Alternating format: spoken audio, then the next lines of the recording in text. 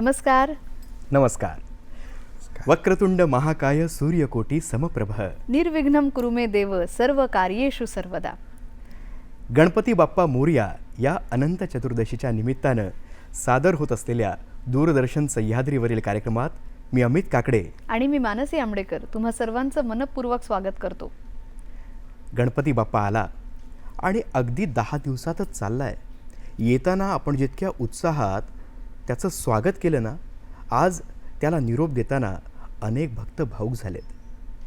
गिरगाव चौपाटी असो किंवा इतर अनेक ठिकाणी बाप्पाचं दर्शन घेण्यासाठी आणि बाप्पाला निरोप देण्यासाठी अनेक भक्तांनी गर्दी केली आहे. या गर्दीमध्ये मिसळून सुद्धा बाप्पा आपल्याला साश्रू नयनांनी जरी जाताना दिसत असला तरी तो पुन्हा केव्हा येईल आणि पुन्हा एकदा आपण त्याच्यासोबत आपली सुखदुःख कधी वाटून घेऊ शकू याची अनेक भक्तांना ओढ लागली. खरंय, आपण दूरदर्शनच्या सोबतीने वेगवेगळ्या ठिकाणची क्षणचित्र पाहतच आहोत आणि प्रत्यक्ष विसर्जनाच्या मिरवणुका आपण आपल्या घरी बसून पाहू शकत आहोत. या सगळ्यासोबतच गणपतीची पूजा कशी करावी आणि त्याच्याबद्दल असलेले सगळे समज गैरसमज यांच्याबद्दलही आपण वेगवेगळी माहिती जाणून घेत आहोत. यापूर्वीच्या सत्रामध्ये जशी आपण ती जाणून घेतली तशीच बातमीपत्रानंतरच्या सत्रामध्ये आज आपल्याला माहिती देण्यासाठी आपल्यासोबत आहेत महाराष्ट्रातले घराघरामध्ये ज्यांची पंचांग पोचलेली आहेत ते पंचांग करते दाकरू सोमण सर. नमस्कार. नमस्कार सर, आपलं मनपूर्वक स्वागत आहे. गेल्या 50 वर्षांपासून निर्णय सागर पंचांगाच्या माध्यमातून घरोघरी त्यांनी तयार केलेली पंचांग पोचलेली आहेत आणि त्याचबरोबर दिनदर्शिका सुद्धा पोचलेल्या आहेत. गेली अनेक वर्ष दूरदर्शनच्याही माध्यमातून ते आपल्याला याबाबत मार्गदर्शन करत असतात, आजही करणार आहेत. भरपूर प्रश्न आम्ही तुम्हाला विचारणार आहोत आणि सर्व समज गैरसमजांचं निराकरण आज आम्ही करून घेणार आहोत. आणि त्याचसोबत गणपती बाप्पाला महाराष्ट्रात विविध ठिकाणी जिथे निरोप दिला जातोय त्याचीही प्रत्यक्ष क्षणचित्र पाहणार आहोत. सर, मला विचारायचं आहे असं की आज आपण अतिशय भावुक झालेलो आहोत, गणपती बाप्पाला निरोप देत आहोत. अनंत चतुर्दशीचा हा दिवस आहे, पण गणपती बाप्पाची पूजा आपण गेली 10 दिवस जे करतोय ती षोडशोपचार पूजा केली जाते. तर षोडशोपचार म्हणजे काय? षोडशोपचार म्हणजे 16 उपचार अर्पण करायचे. म्हणजे बघा, सोप्या भाषेत सांगायचं तर पाहुणा आपल्या घरी आला, आपण म्हणतो या बसा, पाणी प्या, स्नान करा, मग भोजन देतो आणि जाताना निरोप घेतो. असे 16 संस्कारांनी पूजन करायचं ते गणेशाचं षोडशोपचारी पूजन. आणि विशेषतः बघा, मातीची गणेश मूर्ती आहे, तिला प्राणप्रतिष्ठा करून प्राण आणले आहेत अशी श्रद्धेनं प्राण आणायचे, ते देवत्व द्यायचं आणि नंतर अनंत चतुर्दशी किंवा ठरलेल्या दिवशी आपण मूर्तीचं विसर्जन करायचं. पण विसर्जन करण्यापूर्वी उत्तर पूजा करून ते प्राण काढून घ्यायचे. आज अनंत चतुर्दशीच्या दिवशी विसर्जन करायचं आहे, तेव्हा प्राण जसे प्राणप्रतिष्ठा करून प्राण घातलेत तसे उत्तर पूजा करून ते प्राण काढून घ्यायचे, म्हणजे देवत्व काढून घ्यायचं. आपण गणपतीचं विसर्जन करीत नाही, गणेश मूर्तीचं विसर्जन करतो. हे महत्वाचं आहे. आणि गणपती हा पाहुणा नाही आहे, गणपती हा कायमचा ह्या विश्वाचा मालकच आहे. आपण काही वर्षापूर्वी पृथ्वीवरती आलेले पाहुणे असतो, ही भावना आपण लक्षात घ्यायची आणि गणेश मूर्तीचं विसर्जन आपण करतो या अनंत चतुर्दशीच्या दिवशी. हे महत्वाचं आहे. आपण सगळेजण पाहू शकता दूरदर्शन सह्याद्रीवर गणपती बाप्पा मोरया या कार्यक्रमाच्या निमित्तानं आपल्याला अनेक बाप्पांचं विसर्जन होताना पाहायला मिळतं आहे. मिरवणुकीत सहभागी झालेले अनेक भक्त मंडळी दिसत आहेत.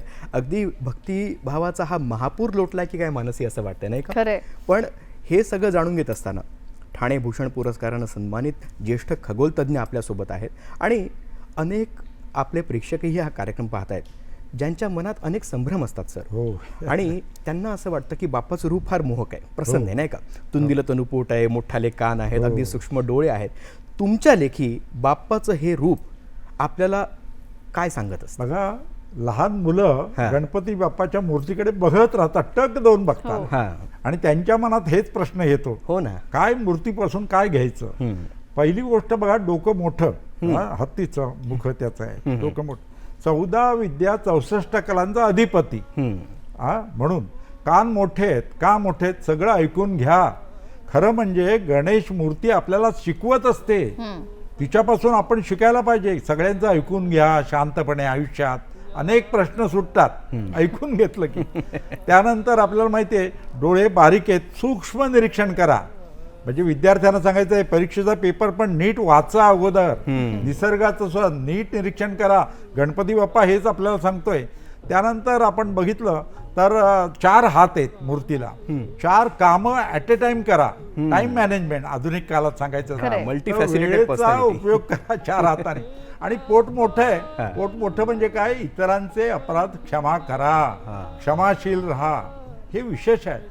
तर गणपतीची मूर्ती आपल्याला हे सगळं सांगत असते. आणि मी नेहमी सांगतो गणपतीची मूर्ती आणि संगणक याच्यात साम्य बघा आहे की नाही. दोघांची बुद्धिमत्ता आहे, मेमरी शार्प आहे दोघांची. तिकडे आपण बघितलं तर गणपतीच्या पुढे मोदक असतात आणि संगणकापुढे कीबोर्ड आहे आणि माऊस दोन्ही ठिकाणी आहे. गणपतीकडे पण माऊस आहे आणि संगणकापुढे. लक्षात ठेव, पुढच्या पिढीला हे समजून द्यायला पाहिजे गणेश पूजा का करतो, तर गणपतीचे गुण आपल्या अंगी यायला पाहिजेत यासाठी करीत असतो. काही लोक गणपतीची पूजा प्रत्येक वर्षी करतात पण त्यांच्यात काही बदल होत नाही, असं नको. आपण पूजा करताना गणपतीचे गुण आपल्या अंगी घ्यायला पाहिजे, हे शिकून घ्यायला पाहिजे. आणि त्यासाठी तर गणेश पूजा करायची असते, हे समजून घ्या. प्रत्येक गोष्टीचा कार्यकारण भाव समजून घ्यायला पाहिजे, हे मला वाटतं. खरे. आणि अतिशय आनंदाची गोष्ट म्हणजे यावर्षी तर आपला राज्य उत्सव म्हणून हा घोषित झालेला आहे. महाराष्ट्रच केवळ नाही, भारतच केवळ नाही, तर 175 वेगवेगळ्या देशांमध्ये गणपतीचा हा उत्सव साजरा केला जातो. वेगवेगळ्या स्वरूपामध्ये गणपतीची पूजा केली जाते.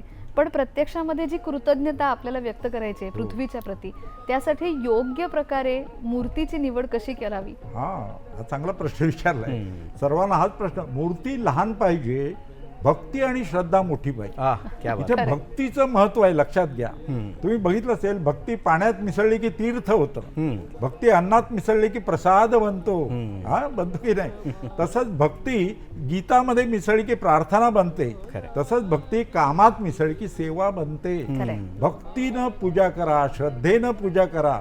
मूर्ती लहान असली तरी चालेल पण भक्ती मोठी पाहिजे, श्रद्धा मोठी पाहिजे. आणि हे पार्थिव गणेश पूजन आहे. म्हणजे भाद्रपद महिन्यामध्ये शेतामध्ये धान्य तयार होत असतं, आणि म्हणून पृथ्वीविषयी कृतज्ञता व्यक्त करण्यासाठी पूजा सांगितलेली आहे.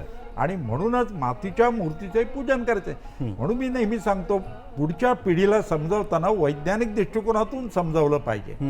आपण पूजा करतो ती गणपतीसाठी नाही, आपल्यासाठी असते. ही पूजा भक्ती श्रद्धा ही आपल्यात चांगला बदल व्हावा यासाठी करायची असते. आपण जर पूजा करून आपल्यात बदल झाला, चांगला बदल झाला नाही ना, तर पूजा व्यर्थ आहे. हे 10 दिवस बघा किती प्रसन्न, आपण दुःख चिंता विसरून जातो. हाच उद्देश या पूजेमागचा आहे. आणि पृथ्वीविषयी कृतज्ञता, जी पृथ्वी धान्य देते आणि भाद्रपद महिन्यामध्ये शेतामध्ये धान्य तयार होत असतं, त्यासाठी ही कृतज्ञता व्यक्त करायची. पूजा कशी सुरू झाली ही, तर आपण पूर्वीच्या काळात जेव्हा पूजा सुरू झाली 3,500 वर्षापासून, तेव्हा शेतावर जायचं, नदीवर जायचं, तिथलीच माती घ्यायची, तिथेच मूर्ती बनवायची, तिथेच पुजून लगेच विसर्जन करायची. प्राचीन काली गणेश चतुर्थीच्या दिवशी विसर्जन करत होते मूर्तीचं. लक्षात घ्या, अनंत चतुर्दशीपर्यंत नाही. पण आपल्याला करता येत नाही मूर्ती, मग कलावंतांकडून आणतो. मग आता एवढी सुंदर मूर्ती एका दिवसात त्या दिवशी कशी विसर्जन करायची? मग 1.5 दिवस कोण ठेवतो, कोणी 5 दिवस, 3 दिवस, असं करून शेवटचा दिवस अनंत चतुर्दशीचा आजचा दिवस, आणि या दिवशी मूर्तीचं विसर्जन आपण करीत असतो. पूजा करण्यामागे पृथ्वीविषयी कृतज्ञता व्यक्त करण्यासाठी करत असतो आणि आपल्यात चांगला बदल व्हायला पाहिजे त्यासाठी करत असतो. आणि तो बदल गणपती घडवणार नाहीये, आपणच आपल्यात चांगला बदल घडवायचा आहे, हे शिकून घ्यायला पाहिजे. मन चंगा तो कटौती में गंगा असं म्हणतात ना, अगदी त्याप्रमाणे तुम्ही म्हटलं. श्रद्धा, विश्वास हे जर मोठं असेल, भक्ती मोठी असेल, तर मग बाप्पाच्या मूर्तीची उंची मॅटर करत नाही. आज दाखरू सुमन आपल्याला बऱ्याच गोष्टी सांगतायत, पण मला त्यांना एक विचारायचं आहे. बऱ्याचदा मूर्तीला पाहिल्यानंतर आपल्याला असं वाटतं ही मूर्ती फार आकर्षक आहे, डोळे अगदी बोलके आहेत बरं का, पण लहान लहान मुलांना किंवा घरातल्या अनेकांना असं वाटत असतं की मूर्ती ट्रेंडिंग असावी अलीकडच्या काळात. म्हणजे मूर्तीच कशाला, त्यांच्यासाठी वापरले जाणारे अगदी दागिने किंवा केलेलं नैवेद्य याच्यामध्ये सुद्धा नवीन ट्रेंड नुसार काही काही बदल करण्याचा प्रयत्न बरेच जण करत असतात. हे बघा, उत्सव कशासाठी आहे, कार्यकारण भाव मी सांगितला, इव्हेंट होता कामा नये. कुठलाही गोकुळाष्टमी उत्सव असो, कुठलाही उत्सव, धार्मिक उत्सव, त्याच्या मागचं कार्यकारण भाव समजून घेताना की लक्षात येतं मूर्ती प्रसन्न पाहिजे, बघितल्यानंतर मनाला आनंद वाटला पाहिजे. हा संपूर्ण पूजाचा जो महोत्सव आहे ना, सोहळा आहे ना, हा आनंद निर्मिती असतो. बघा तुम्ही गेले 10 दिवस गणेश पूजन आपण करतोय, घरामध्ये गणपती आहे, मंडपामध्ये गणपती आहे, सर्वजण दुःख चिंता विसरून जातात. आयुष्यातले हे 10 दिवस दुःख चिंता विसरतो, गणपतीला सांगतो बाबा रे तू आलास, आनंद झाला. आणि गणपती मूर्तीचं आज विसर्जन झाल्यानंतर घर ओको वाटतं, मंडप ओका पडतो. म्हणजे बघा मूर्तीचे पार्थिव गणेशाचे मातीचीच मूर्ती आहे, पण त्या मूर्तीचं विसर्जन झाल्यानंतर तुम्ही मला सांगा किती आपण पोकळी निर्माण होते, किती आपण त्याच्याशी एकनिष्ठ होतो. लहान मुलापासून आबाला वृद्ध, म्हणजे आजारी मनुष्य आजार विसरून जातो, दुःख चिंता विसरतो. हेच या उत्सवाचं आहे. आणि म्हणून जगामध्ये जिथे जिथे भारतीय लोक गेलेत तिथे हा उत्सव साजरा होतोय. आणि जगातले लोक, इतर देशातले लोक चौकशी करतात, याविषयी माहिती जाणून घेतात. गणपती काय आहे, हे कसं दैवत आहे, तुम्ही कशासाठी हे करता, हे प्रश्न विचारतात. म्हणून पुढच्या पिढीला समजून देताना वैज्ञानिक दृष्टिकोनातून समजलं ना की त्यांना ते आवडतं, पटतं विशेषतः, आणि मग प्रश्न सुटतात त्यांच्या पुढचे. हो ना. पण तुम्ही म्हणालात तसं हा उत्सव संपूर्णपणे वैज्ञानिक आहे आणि विज्ञानावर आधारित आहे. तर या पाठीमागे काही भौगोलिक किंवा काही पर्यावरण विषयक विज्ञान सुद्धा आहे का? हो नक्कीच. पर्यावरण, हे बघा सगळे उत्सव आहेत ना आपले, अगदी सर्व उत्सव हे पर्यावरणाचं रक्षण करण्यासाठी आहेत, भक्षण करण्यासाठी नाहीत. म्हणून आधुनिक पिढीला सांगितलं पाहिजे eco friendly Ganeshotsav, green Ganesh हे साजरा करायला पाहिजे. म्हणजे काय, आपण उत्सव साजरे करताना पर्यावरणाला त्रास होता कामा नये. म्हणजे थर्मोकोलचा वापर टाळायला पाहिजे, प्लास्टर ऑफ पॅरिसची मूर्ती ही आपण पूजायला नाही पाहिजे. कारण का, तर मातीच्या मूर्तीचं पूजन करते, पृथ्वीच्या. लक्षात घ्या, आपण उत्सव साजरा करताना पर्यावरणाला सांभाळलं पाहिजे. आपण जर पर्यावरणाचं रक्षण केलं ना, निसर्गाचं आपण जर रक्षण केलं ना, तरच निसर्ग आपलं रक्षण करेल. मग आपल्याला जे नैसर्गिक घटना घडतात, मोठे जे भूकंप असो, काही पर्जन्यवृष्टी असो, पूर असो, ह्याच्यापासून संरक्षण मिळू शकतं. म्हणून वृक्ष जपले पाहिजेत आणि या औषधी वनस्पती गावात असाव्यात म्हणून त्या पूजेमध्ये सांगितलेल्या आहेत. बघा तुम्ही किती शास्त्रशुद्ध आहे. ह्याचा अभ्यास पाश्चात्य लोक करतात की हे कसं काय जमवलं. माझ्याकडे पंचांग करतो ते चांद्र सौर पद्धतीचा मेळ असतो आणि परदेशी लोक येतात विचारायला तुम्ही कसं हे करता. कारण का, चांद्र सौर पद्धतीच्या या कालमापनामध्ये आपण संगम गेलेला आहे. कारण ऋतू हे सूर्यावर अवलंबून आहेत आपल्याला माहिती आहे, आणि सण हे चंद्रावर अवलंबून आहेत. तेव्हा चांद्र सौर पद्धती, ठराविक सण ठराविक ऋतूत यायला पाहिजे, हा त्यामागचा उद्देश आहे. बघा श्रावण महिनाभर पावसाळ्यात येतो का, तर आपण उपवास करायला पाहिजे, हलका आहार घ्यायला पाहिजे, हा उद्देश आहे त्याच्या मागचा. कारण पावसाळ्यात आपण चलनवलन कमी होतं, हलका आहार पाहिजे तो घेतो आपण. आणि थंडीमध्ये दिवाळीसारखा सण येतो. या सण उत्सवाची रचना ऋतूप्रमाणे आणि शेतीच्या टाइम टेबल प्रमाणे केलेली आहे.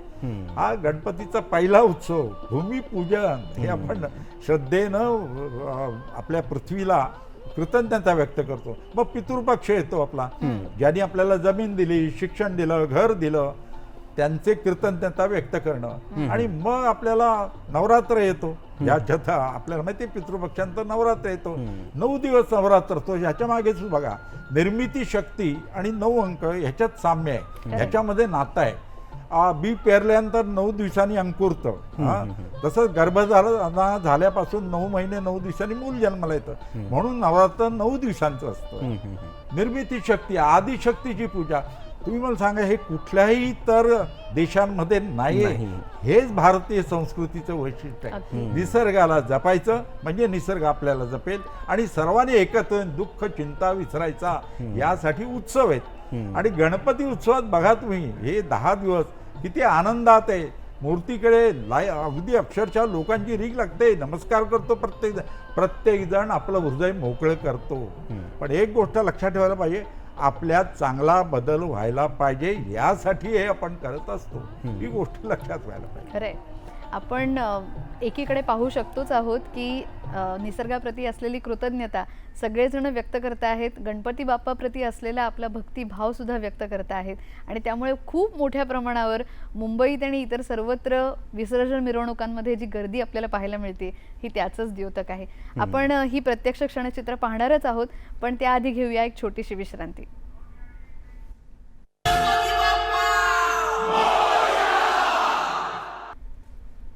आपण पाहताय गणपती बाप्पा मोरया हा विशेष कार्यक्रम.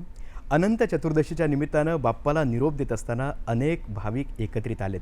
म्हणजे पांढऱ्या कुर्त्यामध्ये किंवा पांढऱ्या सदऱ्यात निघालेले सगळे भाविक आता कशा पद्धतीनं गुलालानं लाल झालेले आहेत.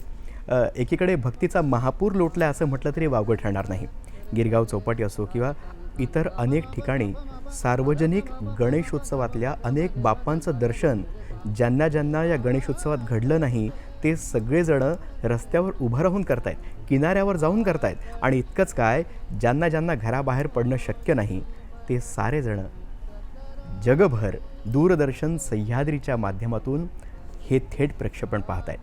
आज आपल्यासोबत दाखरू सोमण हे ज्येष्ठ खगोलतज्ज्ञ आणि पंचांगकर्ते जोडले गेलेले आहेत. आज त्यांच्याकडून आपण जाणून घेऊयात गणेश जयंती वर्षभरात किती वेळा साजरी होते. हो, गणपती प्रथम पूजायचा तो गणपती 3 वेळा आपण जयंती साजरी करतो. एक वैशाख पौर्णिमेला, त्याला पुष्टीपती विनायक जयंती म्हणतात. त्यानंतर भाद्रपद शुक्ल चतुर्थी मध्यान्ही असेल त्या दिवशी, तर तो गणेश चतुर्थीचा दिवस. आणि माघ शुक्ल चतुर्थी ही गणेश जयंती. अशी वर्षभरामध्ये 3 वेळा आपण गणेश जयंती साजरी करतो. उद्देश काय, गणपतीनं राक्षसांना, दुष्ट राक्षसांना ठार मारलं, त्यासाठी हे जन्म घेतलेले आहेत याचे स्वतः. तर तो जयंती आपण साजरी करत असतो. पण आपण काय गोष्ट लक्षात घ्यायची, जसं गणपतीनं दुष्ट राक्षसांना नष्ट केलं तसं आपल्यामध्ये जे दुष्ट राक्षस आहेत त्यांना आपण नष्ट करायला पाहिजे. आपल्यामध्ये आळस आहे, अंधश्रद्धा आहे, अस्वच्छता आहे, भ्रष्टाचार आहे, अनिती आहे, या सगळ्यांना आपण नष्ट करायला पाहिजे. ते महत्त्वाचं. आपण खरोखरच या आपल्यामधल्या वृत्तींच्यावर एकदा विजय मिळवला की बऱ्याच गोष्टी सोप्या असतात. आणि त्यासाठी आवश्यक आहे ते म्हणजे आपल्यामधल्या ज्या चांगल्या प्रवृत्ती आहेत त्यांची जोपासना करणं. आणि ती जोपासना केलेली आपण दाखवू शकतो, इतर समाजासोबत ती करू शकतो, ती या उत्सवांच्या माध्यमातून. आत्ता विदर्भामध्ये असलेल्या काही ठिकाणचे गणपती, त्यांच्या विसर्जन मिरवणुका, त्याच्यातली क्षणचित्र आपण प्रत्यक्ष पाहू शकतो आहोत. आणि त्याचबरोबर मुंबई गिरगाव चौपाटीवरची ही दृश्य आपण पाहू शकतो आहोत. मानसी, बऱ्याचदा आपल्याला असं वाटतं गणेशोत्सव पाहायचा तर मुंबईकरांचा किंवा पुण्यामध्ये जावं, नाशिकात जावं. मी म्हणेन विदर्भामध्ये सुद्धा गणेशोत्सव साजरी करण्याची एक वेगळी रीत आहे. खरं, आपण पाहू शकतो लहान मुली कशा पद्धतीनं रस्त्यावर नाच करतायत. हो, मर्दानी खेळांचे प्रात्यक्षिक या ठिकाणी आपण पाहतो आहोत. त्याचबरोबर लेझिम पथकं आहेत, ढोल ताशे पथकं आहेत. आणि या सगळ्यामधून घडणारी ही लहान मुलं म्हणजे आपली पुढची पिढी आहे. त्यांच्या मनामध्ये असणाऱ्या अनेक गोष्टी, त्यांच्यामध्ये मनामध्ये असणारे अनेक संभ्रम या निमित्ताने दूर होणार आहेत. आणि ते सुद्धा आपल्यामध्ये जे जे चांगलं आहे किंवा आपल्यामधल्या ज्या ज्या चांगल्या प्रवृत्ती आहेत त्याची जोपासना करायला शिकणार आहेत. स्त्री शक्तीचं दर्शन होत आहे बघा ना मिरवणुकीमध्ये. महिला मागे नाही होत, महिला सुद्धा पुरुषांच्या बरोबर आहेत. हे सुद्धा सांगतो, स्त्रियांनी सुद्धा गणपतीची पूजा केली तरी चालते. बरं, लक्षात घ्या, श्रद्धेनं करायची आहे, स्त्रियांनी करायचा हरकत नाही. तो बुद्धिदाता आहे, तो संकट निवारण करणार, दुःख हरताय, सुख करताय. आपण सुद्धा आयुष्यात इतरांचं दुःख हरण करण्याचा प्रयत्न करायला पाहिजे. निदान आपल्यामुळे इतरांना त्रास होणार नाही एवढं तरी आपण आयुष्यात केलं ना, बस आयुष्याचा सार्थक झालं. मग इतरांना मदत करायची. तुम्हाला माहिती आहे का, दुसऱ्याला अत्तर लावायला गेलं की आपला हात सुगंधित होतो ना.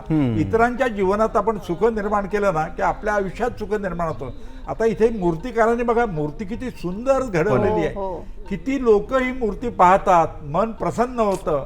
प्रत्येकाला वाटतं हा बाप्पा आपला आहे, तो मित्र आहे, तो आपला म्हणजे तो खरं सांगायचं तर कुटुंबातीलच एक आहे, अशी भावना निर्माण होते प्रत्येकाला. हे विशेष आहे. अगदी मुंबईच्या रस्त्यांच्या वरची दृश्य जर आपण पाहिली तर त्याच्यामध्ये अनेक उंच मूर्ती आहेत. उंच म्हणजे किती उंच, तर अगदी 40, 45, 50 फुटांच्या पेक्षा उंच असलेल्या मूर्ती आहेत. आणि त्या घडवण्यासाठी इतकी मेहनत घेतलेली आहे, इतके सगळेजण एकत्र येऊन त्या मूर्ती तयार झालेल्या आहेत आणि या मूर्तींच्या सोबतच बघण्यासारखे होते ते त्यांचे अतिशय वैशिष्ट्यपूर्ण असे सजवलेले देखावे. यावर्षी तर या देखाव्यांच्या मध्ये इतकं वैविध्य होतं. दरवर्षी कित्येक मंडळं जाणीवपूर्वक आपल्या देखाव्यांमधून सामाजिक उपक्रमांच्या बद्दल आणि सामाजिक प्रश्नांच्या बद्दल, वेगवेगळ्या सामाजिक गोष्टींच्या बद्दल जनजागृती करण्याचा प्रयत्न करत असतात. पण काही गोष्टी अशाही असतात की त्या सार्वजनिक उत्सवामध्ये पथ्य म्हणून पाळाव्या. तर तुम्ही याबाबत काय सांगाल की कुठली पथ्य सार्वजनिक उत्सवामध्ये पाळली जावी? लोकमान्य टिळकांनी भाऊसाहेब रंगारी यांनी 1893 मध्ये गणेशोत्सव सार्वजनिकरित्या साजरा केला. का केला तर त्यावेळी इंग्रज लोकांना एकत्र येऊ देत नसत, पण धार्मिक कार्याला अडथळा आणत नसत. त्यामुळे गणेशोत्सवाच्या निमित्तानं लोक एकत्र येतील आणि मग त्यांच्यामध्ये आपण स्वातंत्र्याची भावना निर्माण करू शकू. यासाठी लोकमान्यांनी आणि भाऊसाहेब रंगारी यांनी 1893 मध्ये गणेशोत्सव सुरू केलेला आहे. 1 वर्ष अगोदर रंगारींनी गणेशोत्सव सुरू केला, लोकमान्य टिळकांनी त्याचं मोठं स्वरूप केलं. पण लक्षात घ्या, आज त्याचं स्वरूप एक इव्हेंट बनून झालंय असं होता कामा नये. पण बरीचशी गणेश मंडळं, आणि तुम्हाला माहिती आहे का, हे कार्यकर्ते जे आहेत ना, हे वर्षभर मेहनत करीत असतात. आपल्याला ते 10 दिवस दिसतात मेहनत करताना, पण वर्षभर त्यांना ट्रेनिंग, प्रशिक्षण दिलेलं असतं. गणसेवक तयार होतात आणि हा गणसेवक सामाजिक कार्य करताना सोपी पडतात. एखादा आजारी मनुष्य आहे त्याला मदत करणं, ग्रंथालय अनेक गणेशोत्सव मंडळांचे आहेत, ते गरजूंना म्हणजे आजारी माणसाला मदत करणं हे सुद्धा आहे. अनेकांचे ॲम्ब्युलन्स आहेत. हा निधी जो असतो ना गणपतीसाठी जमवलेला, गणेशोत्सवासाठी, त्याचा उपयोग समाज कार्यासाठी केला जातो आणि तो व्हायलाच पाहिजे.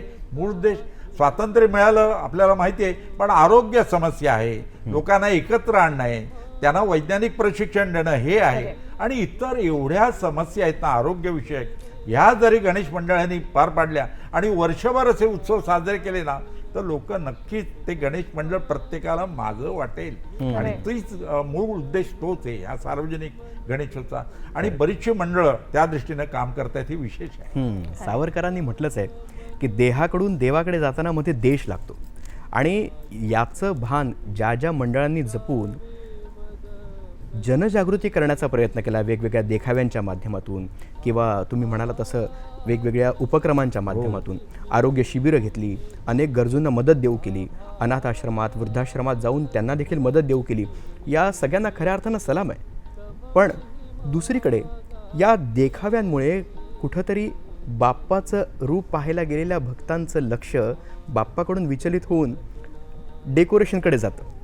याबद्दल तुमचं काय मत आहे? आता काही देखावे अंतराळ, आता आपल्याला माहिती आहे इस्रो ही संस्था चांद्रयान 3 दक्षिण ध्रुवावरती चांद्रयान उतरवणारा भारत हा जगातील पहिला देश ठरलेला आहे. लक्षात घ्या, हे दृश्य दाखवलं जातं काही ठिकाणी. अशी जर दृश्य दाखवली ना तर पुढच्या पिढीला वाटेल हा उत्सव आपला आहे, भारत देश कमी नाही. तुम्हाला आता तरुण वर्गांना सांगायला पाहिजे, पूर्वी भारत देशात जे शेतामध्ये पिकायचं ते पुरायचं नाही, इतर देशातून धान्य आयात करायला लागायचं, साधी सुई निर्माण होत नव्हती. आज चांद्रयान 3 आपण भारतीय बनावटीचं बनवलं. तुम्ही सांगा, कुठल्याही क्षेत्रात आपण कमी नाही, संशोधन क्षेत्रात. आणि हे पुढच्या पिढीला समजावलं पाहिजे. असे देखावे जर आपण निर्माण केले ना तर प्रत्येक जण बघायला ते येतो आणि त्याच्यापासून शिकत असतो. गणेशोत्सव हा सार्वजनिक गणेशोत्सव हा लोकविज्ञान म्हणजे लोकांमध्ये जागरूकता निर्माण करण्यासाठी होतो. आरोग्यविषयक काय काळजी घ्या, ह्या समस्या, जागतिक समस्या ह्या सामान्य माणसाला कळतील या भाषेत त्याला समजवल्या जातात. आणि आपले धार्मिक ग्रंथ आहेत त्याच्यामध्ये काय सांगितलंय हे सुद्धा काही ठिकाणी कीर्तनाच्या, भजनाच्या रूपामध्ये सांगितलं जातं. लक्षात घ्या, हे सार्वजनिक लोकजागृतीसाठी वापर व्हायला पाहिजे आणि तो बरीच मंडळ करतायत. त्यामुळेच पुण्याचं हृदय असं ज्याला आपण म्हणू तसे श्रीमंत दगडूशेठ हलवाई यांच्या विसर्जन मिरवणुकीची प्रत्यक्ष दृश्य आपण पाहतो आहोत.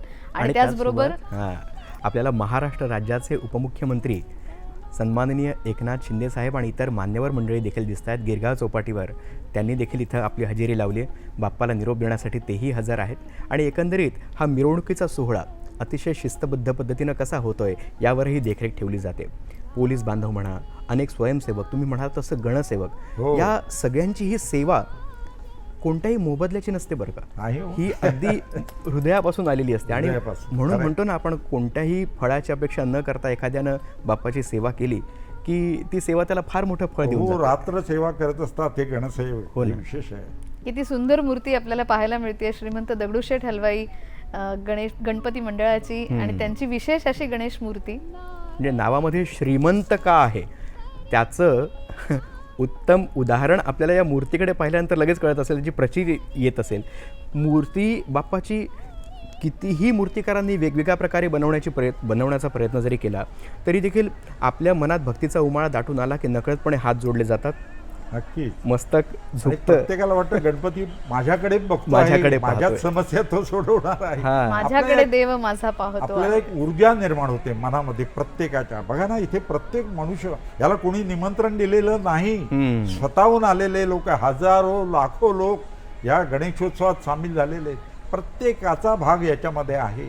बाप्पा माझं भलं करील ही भावना त्याच्या मागे आहे. पण लक्षात ठेवा मित्रांनो, आपणच आपल्याला जपायला पाहिजे, घडवायला पाहिजे. अतिशय प्रसन्न अशी गणेशाची मूर्ती आपण पाहतो आहोत आणि त्याच्या विसर्जनाच्या मिरवणुकीमध्ये लोटलेला गणसेवकांचा हा पूर तोही आपल्याला प्रत्यक्ष पाहता येतो आहे. मानसी, एकीकडे बैल पोळ्याच्या निमित्तानं शेतकरी राजा किंवा सर्जा राजा किंवा सगळा शेतकरी समाज बैलांना जितकं महत्त्व देतो, त्यांची पूजा करतो, आपल्याकडे या दृश्यामध्ये पाहायला मिळत आहे की बाप्पाचं रथ हाकणारे बैल आहेत. हो हो. आणि किती म्हणजे आता वाहन बदलले बरं का खरंय, बाप्पाचं असं म्हटलं तरी हरकत नाही. खरंय. वाहनाविषयी तुमचं काय मत आहे? हो, म्हणजे आपण पाहतो इथे हां. लक्षात घ्या, गणपतीचं वाहन उंदीर सांगितलेलं आहे. आखू वाहनाय नमा असं सांगितलं. आखू शब्दाचे दोन अर्थ आहेत. अंधार असा एक अर्थ आहे, एक आहे तो विश्व काल आहे, याच्या कालावरती आरूढ झालेला आहे गणपती, अशी एक संकल्पना आहे. आणि उंदरावरती मूषक वाहन असं म्हटलेलं आहे. जो उंदीर शेतातलं धान्य खातो, शेतकऱ्यांना त्रास देतो, त्याच्यावरती तो आरूढ झालेला आहे. बघा, गणपती अशी कथा आहे पुराणातल्या. पण या गणेश कोशामध्ये ह्या सगळी माहिती दिलेली आहे. पण लक्षात घ्या, विद्यार्थी आपली पुढची पिढी विचारते प्रश्न, हाच विचारते, हे जनसागर, मुंबईला तर बघितलं, जनसागर त्या सागराकडे चाललेला आहे. हो, हो. आणि दुःख चिंता विसरून जे प्रत्यक्ष या विसर्जन मिरवणुकांच्या मध्ये येऊ शकत नाहीत, सहभागी होऊ शकत नाहीत, त्यांना सुद्धा त्यांच्या घरपर्यंत किंवा जर ते हॉस्पिटलमध्ये असतील तर अगदी त्यांच्या हातामध्ये मोबाईलच्या माध्यमातून वेव्ज OTT किंवा आपल्या यूट्यूब चॅनलच्या, तसंच फेसबुक, ट्विटर या माध्यमातून आपण ही गणपती विसर्जनाची प्रत्यक्ष दृश्य दाखवू शकतो आहोत. थेट प्रसारण त्याचं आपण करू शकतो आहोत. पण आता मात्र पुन्हा एकदा घेऊया एक छोटासा विराम आणि पुन्हा भेटूया.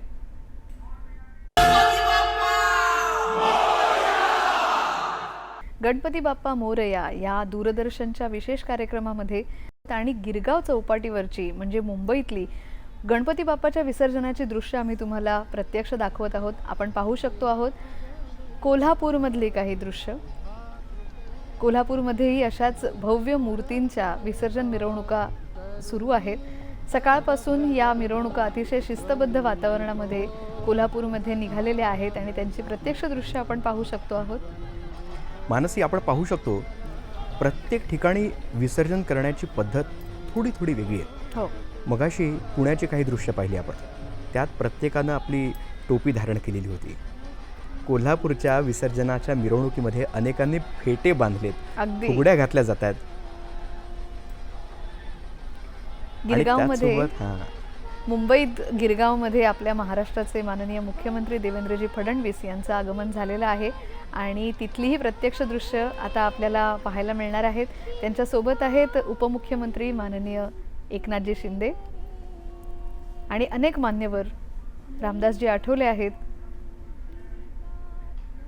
आणि त्यांचं त्या ठिकाणी आगमन झालेलं आहे आणि आपण त्याची प्रत्यक्ष दृश्य पाहू शकतो आहोत.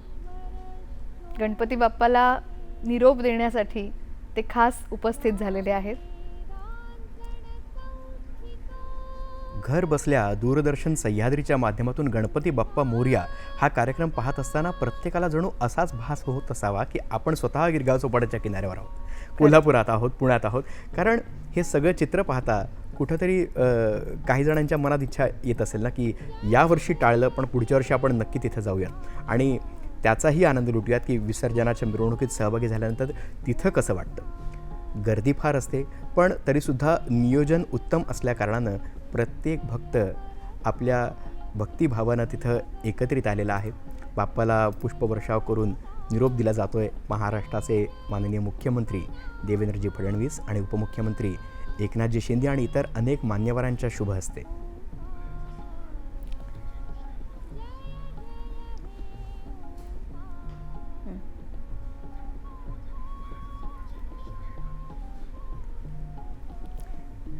रस्त्यावर उभ्या असणाऱ्या किंवा किनारी जमलेल्या अनेक भाविकांना ज्या ज्या मंडळात जाता आलं नाही ना मानसी, विसर्जनाच्या दिवशी त्यांना सगळ्या बाप्पांचं दर्शन घडतं. आता आपण पाहू शकतो परेलचा सम्राट या किती बाप्पाचं वेगळीच दर्शन इथं मूर्ती आहे आपल्याला आणि घडतंय. त्याची हां? किती वेगळीच वैशिष्ट्यपूर्ण अशी मूर्ती आपल्याला पाहायला मिळते हो ना. त्याची. मला मूर्तिकारांची कमाल वाटते.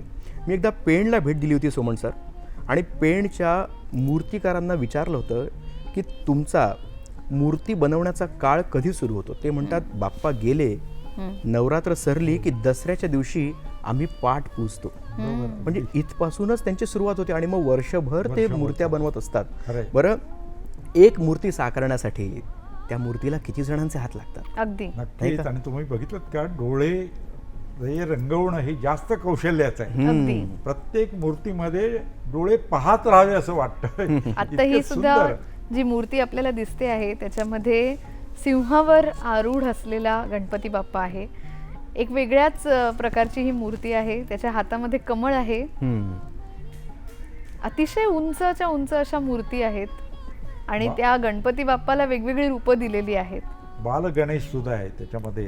म्हणजे बाल गणेश मूर्ती प्रत्येक विचार करा, ती लहान मुलं सुद्धा जे पाहतात ना, त्यांच्या दृष्टिकोनातून ते पाहतात, वृद्ध पाहत असतात. खरंय. प्रत्येक जण ह्यात सामील झालेला आहे. विशेष आहे. सोमन सर, मला एक विचारायचं आहे. आता इतक्या उंच उंच मोठ्या मूर्त्या बनवल्या जातात, पण अनवधानाने असं होऊ नये, पण चुकून धक्का लागला किंवा मूर्तीचा एखादा कोपरा किंवा हात किंवा इतर कुठेही क्रॅक गेलं, तडा गेला, तर नेमकं काय करावं? भक्तांनी नेमकं काय मला करावं? चांगला प्रश्न विचारला. कारण लोकांचं होतं काय होतं, कधी कधी ओली फुलं, पाणी असलेली फुलं आपण वाहिली गणेश मूर्तीवरती, तर त्याच्यामुळे मातीचीच मूर्ती असते, तर त्यामुळे तडा जाण्याची शक्यता असते.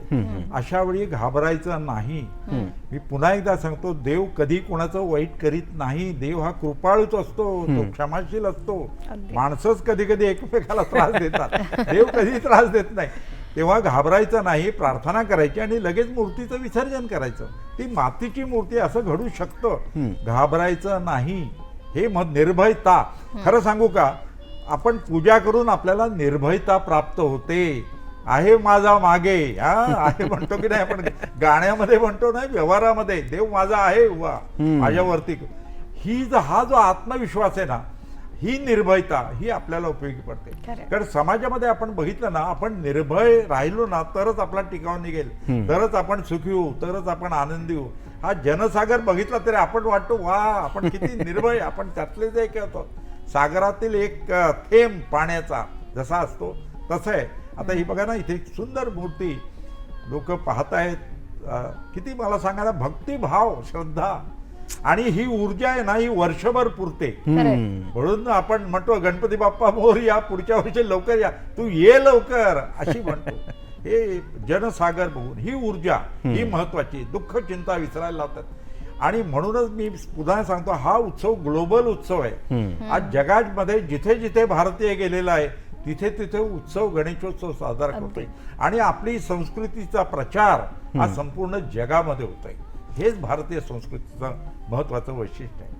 असं म्हणतात, भारतीय संस्कृती ही सर्वश्रेष्ठ आहे, हो. विश्वव्यापी आहे, आणि म्हणूनच जगभरातल्या अनेक लोकांना या संस्कृतीचा अभ्यास करावासा वाटतो. हो, नक्की. अनेक लोक भारतात येतात. आता गणेशोत्सवाच्या निमित्तानं मुख्यमंत्री किंवा उपमुख्यमंत्री किंवा इतर मंत्री महोदयांव्यतिरिक्त काही विदेशी लोक विशेषतः विसर्जन पाहण्यासाठी येतात, बाप्पांचं दर्शन घेण्यासाठी येतात. आणि एकंदरीत या जनसागरामध्ये असलेली शिस्तबद्धता ही देखील पाहण्याजोगी असते. नक्कीच, नक्कीच. खरं आहे.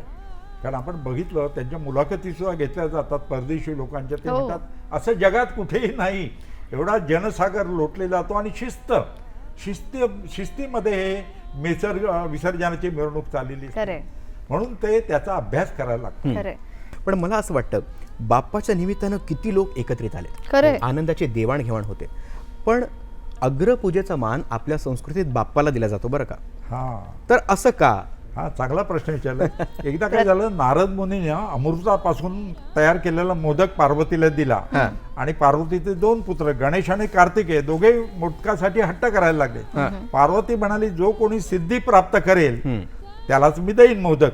तो कार्तिकेय मोरावर बसला आणि सर्व गणेश स्थानांना, सर्व मंदिरांना भेटी द्यायला निघाला.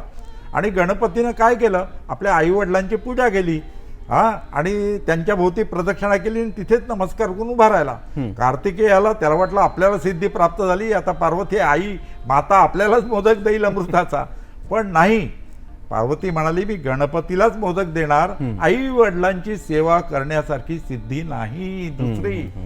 तेव्हा हे महत्वाचं आहे. आणि त्याला वर दिला, गणपतीला मोदक दिला आणि वर दिला, प्रत्येक शुभ कार्यामध्ये प्रथम तुझी पूजा केली जाईल. हे विशेष आहे.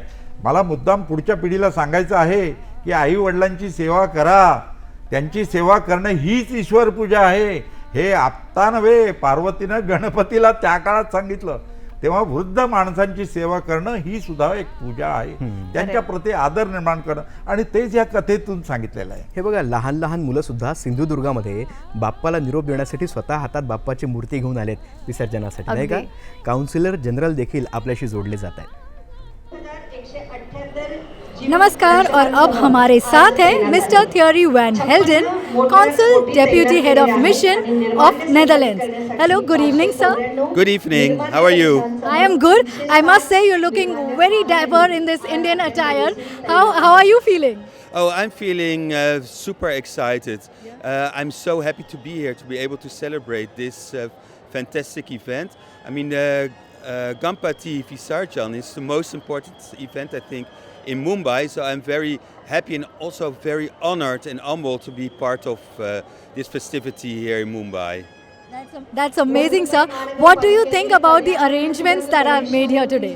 Sorry, what do I? What do you think about the arrangements that are made here today? Oh, I think it's been done very professionally. I mean, there's so many people are here to guide everyone in good order because the expectation, I think, is that there are going to be so many people arriving today, but there's no chaos. Hayward, Policy Chairman, City of London. This is Mr. Hayward. Hello. Hello, very nice to be with you. और हमारे साथ हैं mister Patrick Turner और mister John निकल, जो है head of political end bilateral affairs, British deputy high commission, Mumbai. Hello. Hello, it's a pleasure to have been invited. Thank you very much for having us. Hi, lovely to meet you. How are you liking the arrangements here? And the arrangements here, what is your take on that? Well, I think this is a wonderful celebration and a wonderful religious festival, and it's just an honour and a privilege to be visiting India on the week when it was happening. So, very excited to be here. Wonderful atmosphere, fantastic. So, do you think such festivals, they strengthen the bond between two countries? I'm sure they do. I think anything like this, which is international in a way, can strengthen bonds of friendship between certainly the United Kingdom and India as well. So yeah, it's great occasion. By the way, you guys are looking very handsome in the Indian attire. What inspired you to, finally don the Indian attire? Well, John is our inspiration in the local mission. He's always wearing this sort of dress when we come to these things, so the rest of us try and follow his example. Okay, so do you know what you're wearing? What is it called? Oh, well, a little bit, yeah, but I'm more impressed by our City of London visitor, who's only here for a few days and is already dressed in a Modi jacket. So I think the Modi jacket, okay. And what you all are wearing is called a kurta. Yes, oh, you all know that. That's great. Have you all personally participated in any of the processions? No, I haven't, to be honest with you. It's the first I've actually seen, so no, I haven't done it, but I'd love to in the future when I'm back. We'll have to get him back for longer. I've been visiting quite a lot in Bandra and elsewhere. I saw Chief Minister, His Excellency Devendra Fadnavis ji, also Ashish Shella ji. I visited his as well. So I've been trying to get around as many as I can. It's a beautiful festival such a wonderful spirit of people coming together, and you can see every family, lots of families participating and hosting each other. So yeah, it's really wonderful. What is your favorite aspect of this festival, Ganeshotsav festival? What is your favorite aspect? Well, I'm very excited to see the submerging of these. This is a very exciting thing. We don't have anything like this in the United Kingdom, so it's a very exciting thing to see that particular point. Okay, so I don't know if you learned about the modaks, the sweets that we distribute here. Do you know the sweets that are specially made for the Ganeshotsav festival are called modaks. The sweets, the yellow color modaks. And I'm going to teach you a small tradition. Okay. Yeah. We all will say together Ganpati Bappa Moria. Okay? So here you go. Ganpati Bappa Moria. More enthusiastically towards the camera. Ganpati Bappa Moria. किती उत्साहात सगळेजण गणपती बाप्पा मोरया म्हणतायत. खरोखरच गणपती बाप्पाच्या नावाचा हा महिमा म्हणायला हवा की एकदा आपण त्याच्या समोर उभं राहिलो किंवा एकदा आपण त्या वातावरणामध्ये मिसळलो की आपण त्यातलेच होऊन जातो. लंडनमधले हे काही तिथल्या विश्वविद्यापीठामध्ये काम करणारे काही पाहुणे होते, पण त्यांनासुद्धा गणपती उत्सवाने भारावून टाकलेलं आहे अगदी, आणि हे आपण पाहतो आहोत. पण मला आता तुम्हाला विचारायचं आहे सर की जसं पावसाच्या किंवा शेतीच्या वेळापत्रकानुसार आपल्याकडे सण होते, तसं अधिक मास आल्यानंतर हे सण पुढे मागे होतात का? आता पुढच्या वर्षी गणपती बाप्पांच्या सणाची म्हणजे गणपती बाप्पांच्या आगमनाची तारीख काय असेल? हो, चांगला प्रश्न विचारलाय. कारण आपण गणपती बाप्पा मोरया पुढच्या वर्षी लवकर या असं म्हणतो. लवकर या म्हणतो कारण आपली एवढी एकता झालेली असते त्यामुळे लवकर या, पाहुणा आवडता पाहुणा असेल तर लवकर या म्हणतो तसं. पण नाही, पुढच्या वर्षी ज्येष्ठ महिना अधिक आहे आणि त्यामुळे गणेशोत्सवाची तारीख आहे 14 सप्टेंबर. 18 दिवस बाप्पाचं आगमन उशिरा होणार आहे. सोमवार 14 सप्टेंबर 2026 या दिवशी बाप्पाचं आगमन होणार आहे आणि पुढच्या वर्षी ज्येष्ठ महिना अधिक आहे, लक्षात घ्या. म्हणून बाप्पाचं आगमन 18 दिवस उशिरा होणार आहे. आणि दुसरी एक गोष्ट, हरितालिका आणि गणेश चतुर्थी एकाच दिवशी आहेत. कारण सकाळी भाद्रपद शुक्र तृतीया आहे आणि मध्यान्हकाली चतुर्थी पाहिजे, त्याप्रमाणे त्याच दिवशी मध्यान्हकाली चतुर्थी असल्यामुळे पुढच्या वर्षी हरितालिका आणि गणेश चतुर्थी एकाच दिवशी आहेत आणि गणपती बाप्पाचं आगमन उशिरा होणार आहे 14 सप्टेंबर 2026. पाऊस कमी झालेला असेल. आज मूर्ती विसर्जन करायला नेताना पाऊस येतोय, पुढच्या वर्षी पाऊस तो कमी झालेला असेल असं समजूया. पण तुम्ही जो ज्येष्ठ अधिक महिना पुढच्या वर्षी येणार आहे, कारण आपले सण उत्सव हे कशासाठी आहेत तर पहिली गोष्ट म्हणजे आरोग्यासाठी. शरीराचं आरोग्य हे आहारावर अवलंबून असतं. आपल्याला माहिती आहे, आहार घेतला ऋतूप्रमाणे तर शरीराचं आरोग्य चांगलं राहतं. श्रावण महिन्यात उपवास करायला सांगितले. हे का सांगितले तर हलका आहार घ्या यासाठी सांगितलेले. आणि दिवाळीसारखा सण थंडीमध्ये येतो कारण भूक जास्त लागते आणि तेल तुपाची आवश्यकता शरीराचं आरोग्य ऋतूप्रमाणे आहार घेतल्यानंतर चांगलं राहतं. मनाचं आरोग्य अशा गणपती उत्सवामुळे चांगलं राहतं. कारण उत्सवामध्ये माणसं एकत्र येतात, दुःख चिंता विसरतात.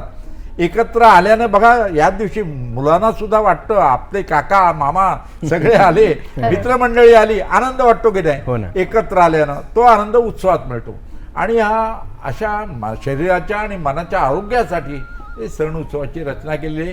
पण ऋतू हे चंद्रावर अवलंबून सूर्यावर अवलंबून आहेत आणि सण हे चंद्रावर, म्हणून चांद्र सौर पद्धतीचा मेळ घातलेला आहे. म्हणून नियम केलाय, मीन राशीत सूर्य असताना ज्या चांद्र महिन्याचा प्रारंभ होईल त्याला चैत्र म्हणायचं. मेष राशीत सूर्य असताना ज्या चांद्र महिन्याचा प्रारंभ होईल त्याला वैशाख म्हणायचं.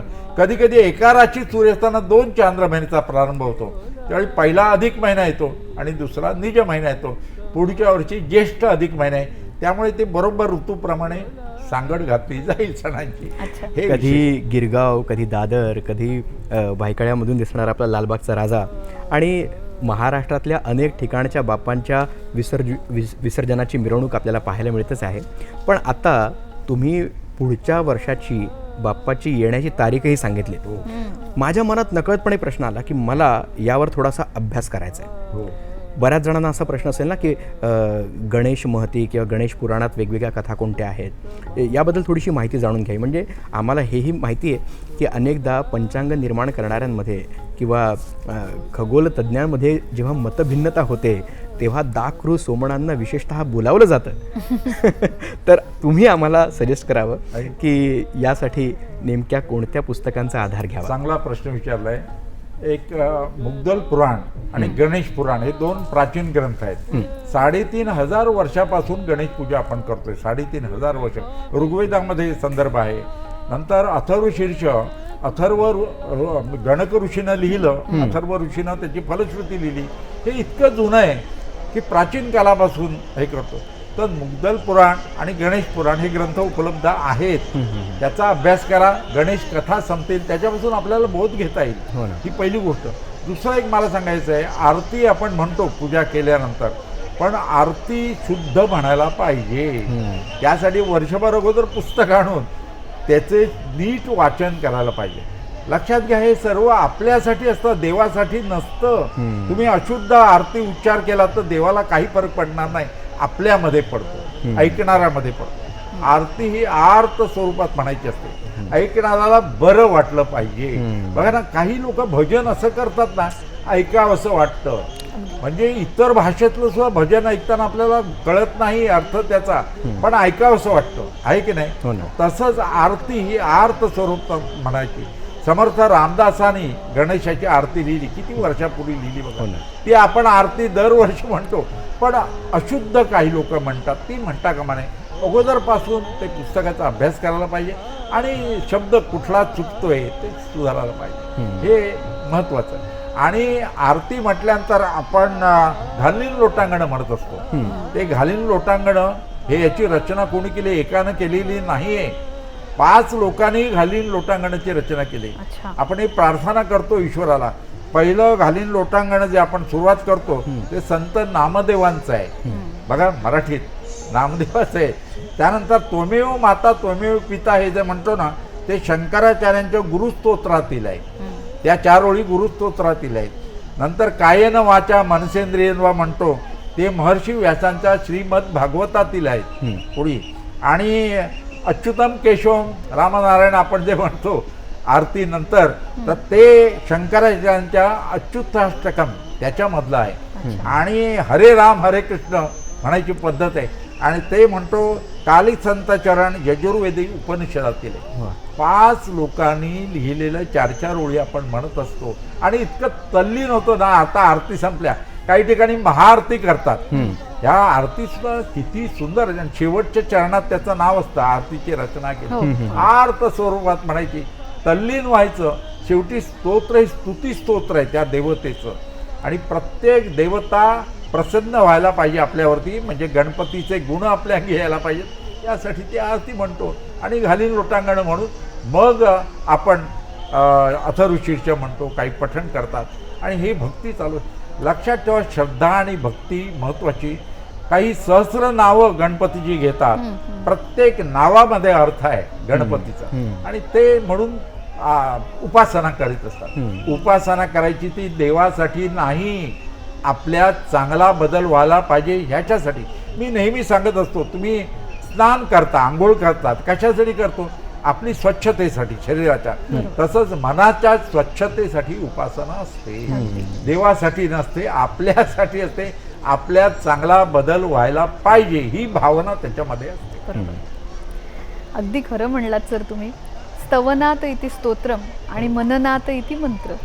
त्याच्यामुळे स्तवन ज्यांचं करायचं त्याच्यासाठी मनामध्ये श्रद्धा ठेवली पाहिजे.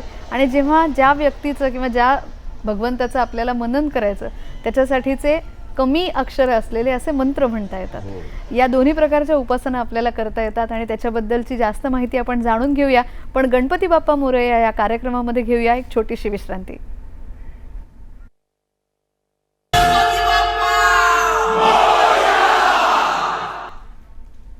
नमस्कार, मी अमित काकडे आणि मी मानसी आंबडेकर तुमच्यासोबत आहोत सह्याद्री वाहिनीवरच्या गणपती बाप्पा मोरया या विशेष कार्यक्रमात.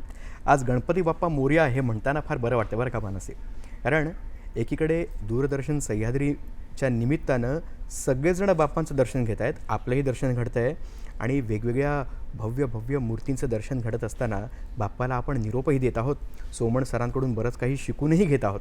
म्हणजे बुद्धीची देवता याला निरोप देताना आपल्या देखील बुद्धीत ज्ञानाची भर पडते असं म्हटलं तरी वावगं ठरणार नाही. अगदी बालपणापासून आपण कथा ऐकत आलो नाही का, की व्यासांनी महाभारत रचलं, त्यांचे श्लोक लिहित असताना लेखक म्हणून गणरायाला बोलावलं, पण सगळ्यात पहिलं विघ्न आलं ते लेखणीचं. मग काय, बाप्पानं आपलं दंतूक तोडलं आणि लेखणी म्हणून वापरलं. म्हणून तो गणेश नामामध्ये एकदंत या नावानं विराजमान झाला. सोमण सरांना मला विचारायचं, 108 नावांनी बाप्पाला संबोधलं जातं, हो. त्यातल्या एखाद्या नावाचा आणि त्यामागचा अर्थ आपण जर सांगितलं तर फार बरं होईल. बघा, मी मगात सांगितलं 1000 नाव आहेत खरी म्हणजे. अच्छा, त्यातली 1000. 108 तुम्ही म्हणाल तसं आहे. प्रत्येक नाव त्याचा अर्थ सांगतं. आता वक्रतुंड, त्याचे 2 अर्थ सांगितले जातात. वक्रांतुंड यती म्हणजे वाईट मार्गानं जाणाऱ्याला तुडवतो, तो वक्रतुंड आहे की नाही. हो. वाईट मार्गाने जाणाऱ्याला तो शिक्षा करतो आणि चांगल्या मार्गाने जाणाऱ्याच्या पाठीशी राहतो, तो वक्रतुंडचा अर्थ. दुसरं सोंड वक्र, त्याचं सोंड वक्र असल्यामुळे वक्रतुंड असं म्हटलं जातं. प्रत्येक चिंतामणी, प्रत्येक शब्द आहे ना गणपतीचा, हा समजून घेतला पाहिजे नावाचा. प्रत्येक नावात अर्थ आहे, माणसाच्या नावात आहे तसंच. आणि महत्वाची गोष्ट म्हणजे प्रत्येक नाव आपल्याला शिकवत असतं, समजवत असतं, हे विशेष आहे. 14 विद्या 64 कलांचा अधिपती, विचार करा. गणनायक, सुख करता, दुःख हरता, किती गुण सांगावेत. सेना नायक, लिडरशिपचे गुण प्रत्येक. म्हणून मी मुद्दल पुराण आणि गणेश पुराण त्याच्यामध्ये कथा आहेत, माता पितांची सेवा, हे सर्व शिकून घ्यायला पाहिजे, माहिती करून घ्यायला पाहिजे. आणि यासाठी पुढच्या पिढीला ती पुस्तकं होतं आणून दिल्या, मग गणपतीकडे ते बघण्याचा दृष्टिकोन त्यांचा वेगळा आहे. हे प्रत्येक सण उत्सव आपल्याला निसर्गाशी निगडीत राहायला सांगत असतात, हे वैशिष्ट्य आहे. आजचा अनंत चतुर्दशीचा दिवस हा सुद्धा हेच शिकवण देतो. बापाला आपण निरोप देतो आणि तुम्ही बघा, त्या घरची जी गृहिणी असते ना, किती लगबग असते. आज जेव्हा गणेश मूर्तीचं विसर्जन करायचा दिवस येतो, प्रत्येक जण भाऊक झालेला असतो की नाही. प्रत्येक जण म्हणजे आजारी आहे तो प्रार्थना करतो, आजारपण जाऊ दे. विद्यार्थी सांगतो परीक्षेत मला यश दे.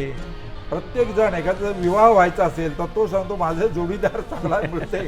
प्रत्येक जण प्रार्थना करत असतो मूर्तीकडे, मातीच्या त्या मूर्तीकडे. म्हणजे प्राणप्रतिष्ठा झाल्यानंतर, दैवत वाढल्यानंतर, आणि प्रत्येक जण इतका त्या मूर्तीशी म्हणून विसर्जन करताना ओकवतो. त्या दिवशी गणेश मूर्तीच्या हातावरती दही दिलं जातं, शिधा दिला जातो आणि प्रार्थना केली जाते, बाप्पा वर्षभर आम्हाला सुख ठेव, आनंद ठेव. पण पुन्हा एकदा सांगतो, तो आनंद निर्माण करणं, सुख निर्माण करणं आपल्या हातात असतं आणि त्याप्रमाणे वाटलं. आपण काही वेळेपूर्वी विदर्भातल्या बाप्पाची मिरवणूक पाहिली, पण आता बीडमधली काही दृश्य आपण पाहत आहोत. मराठवाड्यामध्ये सुद्धा बाप्पाचं विसर्जन करण्याची अनोखी रीत आहे. आपले सगळे प्रेक्षक ही काही दृश्य पाहू शकतात. जुहू चौपाटीवरही बाप्पाला निरोप दिला जातोय. या दोन्ही ठिकाणी निरोप जिथे दिला जातोय त्याची दृश्य आपण पाहतोच आहोत. त्याचबरोबर गिरगावमधली दृश्य आपण प्रत्यक्ष पाहतो आहोत. इतक्या प्रचंड मोठ्या मूर्ती आहेत आणि त्यांचं विसर्जन समुद्रामध्ये थेट होतं आहे. पण समुद्रामध्ये विसर्जन करण्यासाठी म्हणजे आता आज आपण म्हणालात तसं की चंद्राच्या सगळ्या कलांवर आणि चंद्र दिसण्यावर आपल्या विसर्जनाची सुद्धा वेळ अवलंबून आहे. तशी समुद्राच्याही भरती ओहोटीवरती ती अवलंबून असेल. तर नक्की भरती ओहोटीच्या वेळा आणि विसर्जनाच्या वेळा हे एकमेकांशी जुळवून कसं घ्यायचं? सोपी भाषेत गणित सांगायचं म्हणजे तिथीच्या पावणे करायच्या, तेवढ्या वाजता भरती येते. आज रात्री 11:13 पूर्ण भरती होणार आहे मुंबईच्या सागराला. याचं आम्ही गणिताने सांगता येतं किती उंचीची भरती येणार आहे. तेव्हा म्हणून भरतीच्या वेळी रात्री 11:13 बरेच मोठ्या गणेश मूर्तीचं विसर्जन होणार आहे. तराफावरून मूर्ती नेल्या जातील आणि विसर्जित केल्या जातील, भरती होती.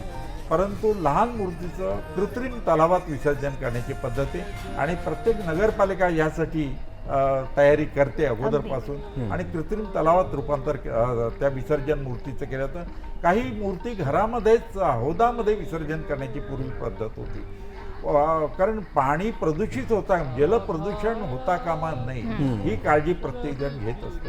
आणि त्या दृष्टीने उत्सव साजरा करताना निसर्गाला जपण्यासाठी या गोष्टी सांगितलेल्या आहेत की थर्मोकोलचा वापर करू नका, मूर्ती मातीची आणा, ती पाण्यात विरघळली पाहिजे. निर्माल्य कलश ठेवलेले असतात त्या ठिकाणी निर्माल्य तुम्ही ठेवा आणि त्याचं खत निर्माण केलं जातं. अशा ह्या निसर्गाचं रक्षण करण्यासाठी असतं. आणि आर्त स्वरूपात गणपतीला निरोप देताना मला आठवतं लहानपणी आई मुलं विचारतात आईना, आई बाप्पा सगळ्यांचे काय करत असतील समुद्रामध्ये, तर आई सांगते की विचारतात बाप्पा एकमेकांची तुमच्या घरातील मुलं कशी वागली. हा प्रत्येकजण बाप्पा तू कसा वागलास, मी चांगला वागलो की नाही, बाप्पाला आवडलं असणार, आता मी चांगला वागत जाईन, असं शिक्षण दिलं जातं. हा उत्सव हा खेडोपाडी इतका उत्साहात साजरा केला जातो. मला वाटतं गणपती उत्सवासारखा दुसरा कुठलाही उत्सव नाही की जो सार्वजनिकरित्या एवढा उत्तम प्रकारे साजरा केला जातो. आणि याच्या श्रेय भाऊसाहेब रंगारी आणि लोकमान्य टिळक यांनी सार्वजनिक गणेशोत्सव सुरू केला, त्यांना द्यायला पाहिजे. खरंय, प्रत्येकाला आणि प्रत्येक प्रकारच्या भक्ताला सामावून घेणारा असा हा उत्सव आहे. पण आताच तुम्ही म्हणालात तसं चंद्राच्या कलांवरती तो अवलंबून आहे आणि अगदी काही तासामध्ये आता चंद्रग्रहणालाही सुरुवात होणार आहे, तर त्याच्याबद्दलही थोडी माहिती आम्हाला आणि प्रेक्षकांना सांगा. चंद्रग्रहण या वर्षी बघा भाद्रपद पौर्णिमेच्या दिवशी म्हणजे उद्या चंद्रग्रहण होणार आहे. चंद्रग्रहण म्हणजे काय, चंद्र पृथ्वीच्या सावलीत येतो आणि नेहमीचा पौर्णिमेचा प्रकाशित चंद्र हा लालसर तपकिरी रंगाचा दिसतो. अर्थात उद्या रात्री रविवारी 9:57 चंद्रबिंब पृथ्वीच्या छायेत येण्यास प्रारंभ होणार आहे, ग्रहणाचा प्रारंभ होणार आहे आणि रात्री 11 वाजता संपूर्ण चंद्रबिंब पृथ्वीच्या छायेत येईल. खगराज चंद्रग्रहण आपल्याला दिसणार.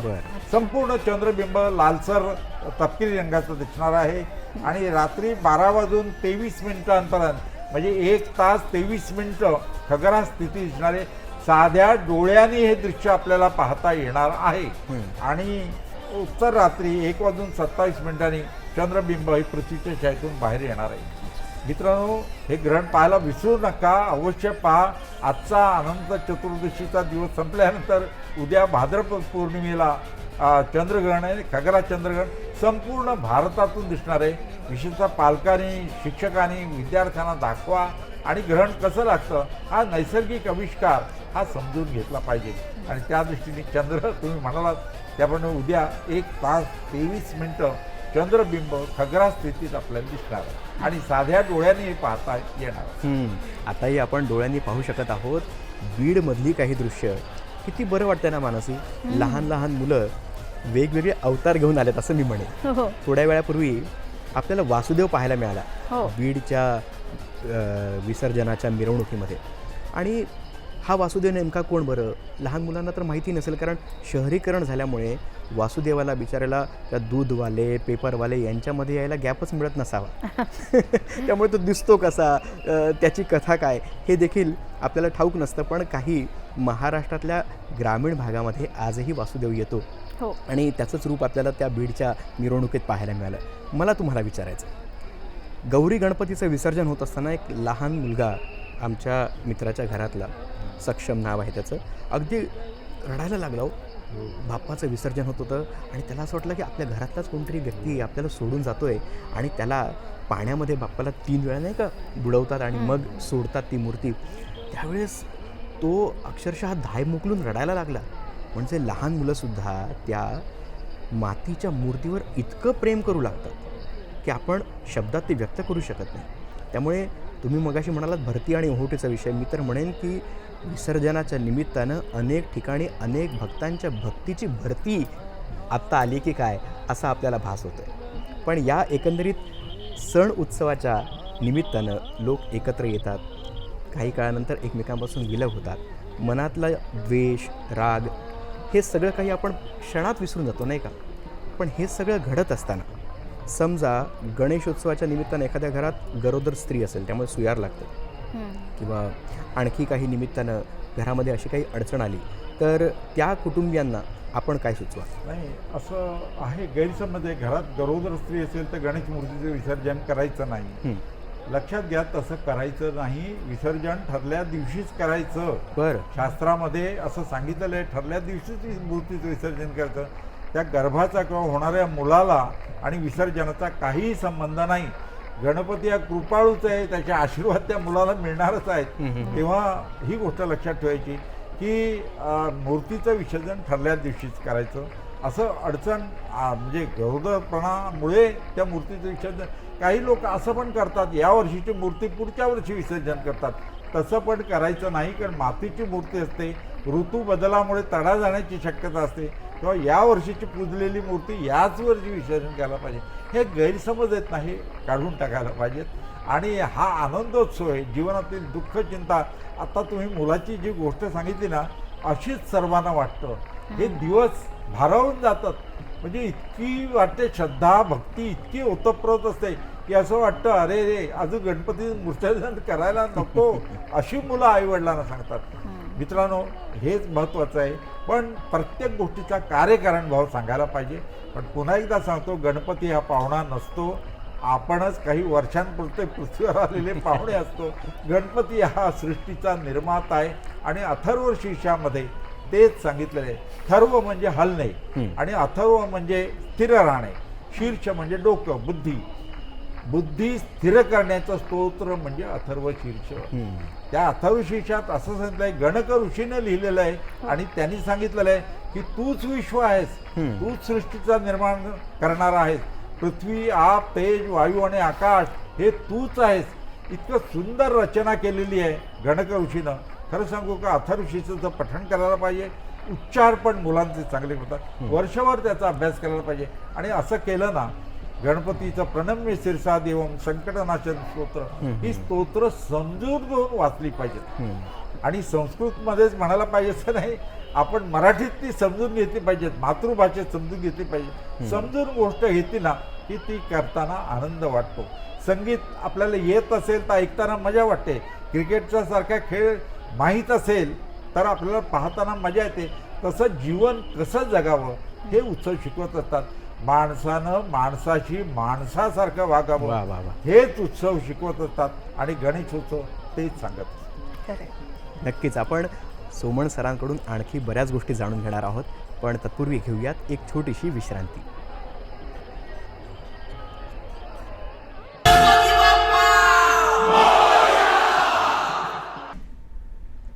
गणपती बाप्पा मोरया या कार्यक्रमामध्ये मंडळी आपण भेटलेलो आहोत आणि आपण प्रत्यक्ष पाहत आहोत थेट मिरवणुकीची दृश्य.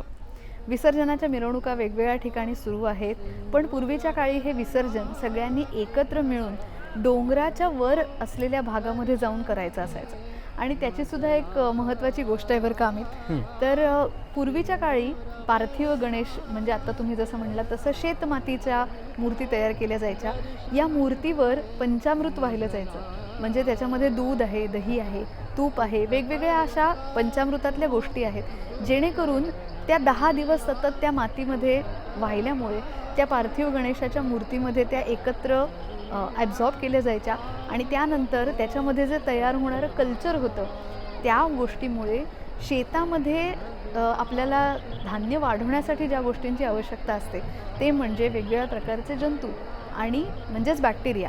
तर या बॅक्टेरियांना चांगल्या प्रकारे चालना मिळावी म्हणून या पार्थिव गणेशाच्या मूर्तीवर वाहिलेल्या पंचामृतापासून तयार होणारं पोषक असं जीवामृत हे एकत्र सगळेजण मिळून आपापल्या घरातनं डोंगरावर नेऊन विसर्जित करायचे, जेणेकरून तिथे असलेल्या पाणीसाठ्यातून खाली पाझरून सगळ्या शेतांमध्ये आणि शेतातल्या रोपांच्या मध्ये हे पौष्टिक असं जीवामृत हे पोहोचायचं आणि त्याच्यामुळे चांगल्या गुड बॅक्टेरियांच्या वाढीसाठी मदत होत असे.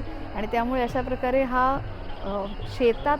शेतीवर असलेला अवलंबून असलेला असा हा गणेशोत्सव साजरा व्हायचा. हा अतिशय वैज्ञानिक असा उत्सव आहे आपण म्हणालात तसं. पण मग गणपती बाप्पाचा जो मोदक हा नैवेद्य आहे, तर हा मोदकच का आहे हा मला मात्र प्रश्न आहे. तुम्ही सांगा, मोदक आवडतो, प्रत्येकाला आवडतो. हो. मोदक म्हणजे आनंद देणारा तो मोदक. काय झालं, गणपतीच्या कथांमध्ये सांगितलेलं आहे गणपतीला ऊस आवडतो आणि गूळ ऊसापासून तयार केलं होतं आणि नारळ आवडतो. बघा तुम्ही, नारळ आणि गुळापासून त्या पुरण तयार केलं जातं. आणि मोदक, मग त्या वादविवाद नाही हा, तळलेले मोदक की उकडीचे मोदक हा संबंध आहे. मोदक सगळ्यांना लहानापासून आबालवृद्धांना आवडतो आणि जे आपल्याला आवडतं ना ते आपण ईश्वराला अर्पण करतो, लक्षात घ्या. आणि म्हणून मग गणपतीला मोदक देण्याची प्रथा. पण मोदक हे गणेश चतुर्थीलाच करतो, होय की नाही. आणि करणं कठीण असतं, म्हणजे खरी गृहिणी जी कलावंत गृहिणी पुन्हा कला. विशेष आहे. आणि पाककला. मोदक प्रत्येकाला आवडतो. आता बाजारातून तयार मोदक आणण्याची प्रथा आहे, पण घरी केलेला मोदक हा जास्त आपल्याला आवडत असतो. ते विशेष आहे. म्हणून मोदक 21 मोदकांचा नैवेद्य दाखवायचा नाही, पुन्हा अर्पण करायचा. देवाला आपण हे अर्पण करतो आणि मग त्याला भोग असं म्हणतात. आत्ता आपण जी मूर्ती या दृश्यामध्ये पाहत होतो, मला असं वाटलं तुम्ही मोदक अर्पण करण्याचा विषय काढलात. मला असं वाटलं बाप्पाचं लक्ष मोदक अर्पण केलेलं आहे तर ताटावरच असावं. थोडीशी अशी वाकलेली मूर्ती आहे. बाप्पाच्या किती वेगळ्या प्रकारच्या मूर्ती आपण पाहत आहोत. परळचा लंबोदरही आता इथे येतोय आणि गिरगाव म्हणा, जुहू चौपाटी म्हणा, दादरची चौपाटी, मुंबईमधली अशी काही ठिकाणं किंवा महाराष्ट्रातल्या अनेक वेगवेगळ्या जिल्ह्यांमध्ये बाप्पाचं विसर्जन करण्याची वेगळी रीत. आता ही पहा, ही एक बाप्पाची उभी मूर्ती आपल्याला पाहायला मिळते आणि त्यांच्या हातात वेगवेगळी शस्त्र देखील आहेत. पण हे सगळं करत असताना अनेक जण म्हणतात ना, नवसाला पावणारा बाप्पा. याबद्दल तुमचं मत काय? खरं सांगू का, नवसाला बाप्पा पावत असताना तर सगळे प्रश्न सुटले असते. मग देशाच्या सीमेवर रक्षक ठेवायला नको होते, मग हॉस्पिटलमध्ये डॉक्टरांची जरूर नव्हती. देव या कलियुग आहे हो, कलियुगामध्ये देव नवसाला पावत नाही. मेहनत आपण करायला पाहिजे. योग्य दिशेने केलेली मेहनत आहे ना, तीच नवसाला पावते. देवाला आपण प्रार्थना करायची आणि देवाचे गुण आपल्या अंगी यावेत यासाठी प्रार्थना करायची. भगवान श्रीकृष्ण बघा ना, कलावंत होता, बासरी वादन. आयुष्यात एक कला जरी आपण शिकलो ना, खरं सांगू, देव होता येणार नाही, पण देव माणूस होता येईल. आणि तोच उद्देश या प्रत्येक सणांचा आहे. आणि आपल्यामध्ये ते गुण यायला पाहिजेत. हे केलं आणि ते गुण आले ना, की आपण आपल्याच जीवनात आनंद नाही तर इतरांच्या जीवनामध्ये आनंद निर्माण करू शकतो. आणि माणसानी माणसाची माणसासारखं निदान वागतो. हे जीवनाचं सार्थक आहे. प्रत्येक मूर्ती हेच सांगत आहे. दरवर्षी गणपती बाप्पा येतो आणि आनंद देऊन जातो. दुःख चिंता माणूस विसरतो. हे काय कमी महत्वाचं नाही.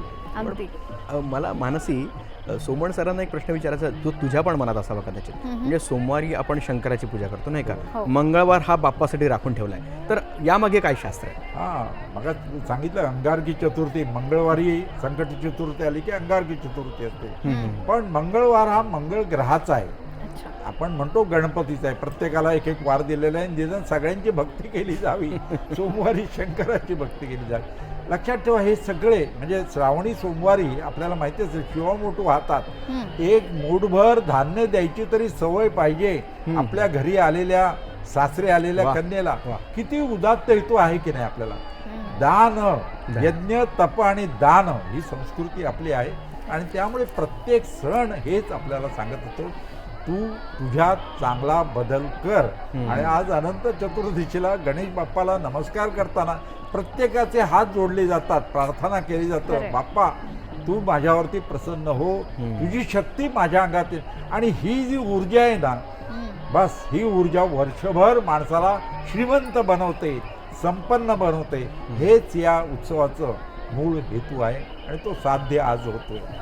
धुळ्यामधली दृश्य आपण पाहतो आहोत आणि बऱ्याच ठिकाणी देखाव्यांच्या मध्ये सुद्धा सामाजिक जे प्रश्न आहेत किंवा आजूबाजूला घडलेल्या ज्या महत्त्वाच्या गोष्टी आहेत त्यांचं चित्र आपल्याला यावेळेला पाहायला मिळालं. देखाव्यांच्या मध्ये काही ठिकाणी ऑपरेशन सिंदूरची दृश्य पाहायला मिळाली, काही ठिकाणी रेल्वे, तर काही ठिकाणी नव्याने तयार झालेल्या वास्तू म्हणजे गडकरी रंगायतनसारखी ठाण्यामधली नव्याने तयार झालेली वास्तू किंवा चांद्रयान 3.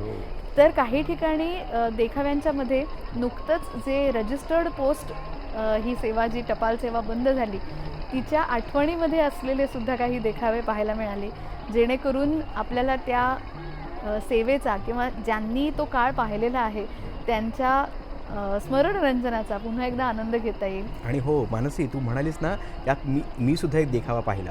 महाराष्ट्रातल्या गड किल्ल्यांना युनेस्कोच्या यादीमध्ये जे स्थान मिळालं त्याचाही देखावा अगदी पाहण्यासारखा होता. अगदी. आणि आता सांगू का, आर्टिफिशियल इंटेलिजन्सचं जग आहे आता, कृत्रिम बुद्धिमत्ता. आता ते पुढचे देखावे त्याचे पण असतील आता. रोबोट काम करतायत हे दाखवलेलं. एआयनं बाप्पाची पूजा नाही केली म्हणजे मिळवलं. खरं सांगू का, विज्ञान ह्या सणांमध्ये जर आपण मिस केलं ना आणि तसे देखावे निर्माण केले ना, समाज प्रबोधनासाठी याचा चांगला वापर होतो, हेतू साध्य होतो. पण तरीसुद्धा या तंत्रज्ञानाचा भरपूर वापर आता देखाव्यांच्यामध्ये आणि गणपतीच्या निर्मितीमध्ये सुद्धा पाहायला मिळतो. पण तरीही काही ठिकाणी त्यांचा अतिरिक्त वापर टाळणं आणि वेगवेगळ्या प्रकारच्या प्रदूषणांपासून टाळणं, पथ्य म्हणून हे तुम्ही- पाळणं किती आवश्यक आहे जाताना काय सांगाल? तुम्ही योग्य शब्दात सांगितलं. लेझर किरणं ही डोळ्याला त्रासदायक असतात, आपल्याला माहिती आहे. डीजेंसारखे वाद्य, ध्वनी प्रदूषण होतं. आता हे कळायला लागलंय समाजाला. लक्षात ठेवा, नियम करून होत नाहीत. तेव्हा ही स्वयंशिस्त ही समाजाला घडवत असते. तर समाजाला आता कळून चुकलेलं आहे की लेझर किरणांचा वापर करता कामा नये आणि डीजेंसारखी वाद्य ध्वनी प्रदूषण करतात, तर त्याचा वापर टाळला पाहिजे. हे प्रबोधन अशा प्रकारच्या चांगल्या ज्या संस्था आहेत त्या करत असतात आणि आनंद स्वतः घ्यायचा आणि समाजाला आनंद द्यायचा हाच उत्सवामागचा प्रत्येक हेतू असतो. तो साध्य होताना आपल्याला दिसतंय. यावर्षी पाऊस चांगला पडला, निसर्गाची कृपा राहिली आणि महत्त्वाची गोष्ट म्हणजे गणेशोत्सव उत्तम प्रकारे साजरा होतोय, शिस्तीनं साजरा होतोय. लाखो लोक हा उत्सवामध्ये, या गणेश मूर्ती विसर्जनामध्ये सामील होत आहेत. केवढं मोठं आहे आणि हे संपूर्ण जग पाहत आहे. हा ग्लोबल उत्सव आहे. भारतीय संस्कृतीचं सर्व लोक अभ्यास करायला लागलेत आणि शेवटी मी सांगतो, भारतीय संस्कृतीच जगाला मार्गदर्शन करणार आहे, हे यातून सिद्ध होतं. 175 देशांमध्ये हा वेगवेगळ्या प्रकारे साजरा केला जातो. त्याचबरोबर आता महाराष्ट्रासाठी सुद्धा हा राज्य उत्सव झालेला आहे. येत्या काळामध्ये अधिकाधिक पर्यावरणपूरक हा व्हावा आणि जास्तीत जास्त लहान मुलांनी म्हणजे नव्या पिढीनेही याच्यामध्ये सहभागी व्हावं, यासाठी तुम्ही काय सांगाल? मी सांगेन, बुद्धिदाता त्यांनी प्रत्येकाला बुद्धी द्यावी. त्याच्याजवळ प्रार्थना करेन की सण उत्सव पर्यावरणाचं रक्षण करण्यासाठी असतात, भक्षण करण्यासाठी नाहीत. तेव्हा पर्यावरणाला घातक अशा गोष्टी टाळल्या पाहिजेत आणि याचा इव्हेंट होताना कामा नये. कार्यकारण भाव पुढच्या पिढीला समजून द्यायला पाहिजे आणि आनंद निर्माण करण्यासाठी, जीवन सुखी करण्यासाठी या उत्सवांचा वापर व्हायला पाहिजे. तर त्या दृष्टीनं पुढच्या पिढीपर्यंत हा संदेश जायला पाहिजे. आज गिरगाव म्हणा, दादर चौपाटी, जुहू चौपाटी किंवा महाराष्ट्रातल्या अनेक जिल्ह्यांमधल्या गणपती बाप्पाच्या मिरवणुकांमध्ये विसर्जनाची आपण आगळीवेगळी रीत पाहिली. महाराष्ट्राची संस्कृती प्रत्येक गोष्टीतून डोकावत होती आणि दाकृ सोमण सरांनी देखील वेळात वेळ काढून तुम्हा सगळ्यांना प्रबोधनात्मक काही गोष्टी सांगितल्या, काही शिकवल्या आणि मनात असलेले अनेक समज गैरसमज दूरही केले. या सगळ्यामध्ये दूरदर्शन सह्याद्रीच्या माध्यमातून गणपती बाप्पा मोरया या कार्यक्रमात सहभागी झालेल्या पाहुण्यांसमवेत मी आणि मानसी आमच्या सगळ्या प्रेक्षकांचे देखील आभार मानतो आणि तुम्हाला गणेशोत्सवाच्या मनपूर्वक शुभेच्छाही देतो. गणपती बाप्पा मोरया. जाता जाता इतकंच म्हणूयात की घरट्यात माझी या आनंदाचा ठेवा, तूच गणराया सदा असू द्यावा. प्रेमाचा मायेचा झरा कधी न आटावा. विखुरलेले हे सप्तसूर पुन्हा असे यावे की भंगलेल्या नात्यांनी पुन्हा सुरेल गाणे गावे. देवा, तुझ्या निमित्ते आमच्या जाणीवांना पुन्हा जाग यावी आणि हरवलेल्या माणुसकीला पुन्हा नवी पालवी फुटावी. गणपती बाप्पा मोरया. पुढच्या वर्षी लवकर या.